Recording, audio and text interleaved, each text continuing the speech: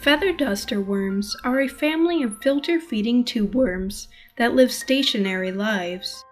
They can inhabit shallow or deep waters. They are named for their highly branched fan of tentacles that extends from their tube. These tentacles are used for extracting oxygen from the water and filter feeding. The rest of their body is segmented and hidden in their soft, flexible tube. In most species, their tube is made up of sand, debris, and bodily secretions. A few species will instead construct their tube out of calcium carbonate. Feather duster worms will build their tube in between rocks and coral or buried in sand. The tubes may reach 18 inches long. These worms prefer to inhabit turbid waters. They will wave their tentacles to direct small food items like plankton and detritus toward their mouth. They are sensitive to light, water motion, and touch.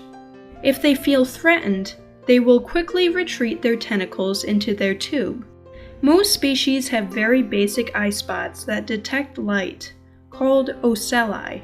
The ocelli can be present on their tentacles, heads, trunks, and the tips of their tails.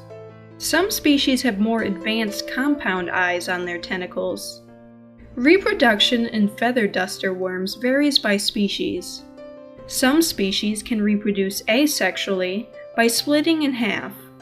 Most reproduce by broadcast spawning.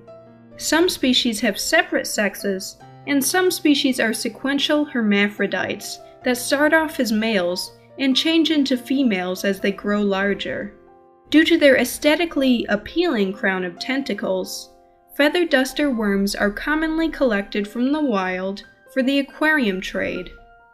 These collecting practices can sometimes be destructive to coral reefs. For more marine facts, click the subscribe button.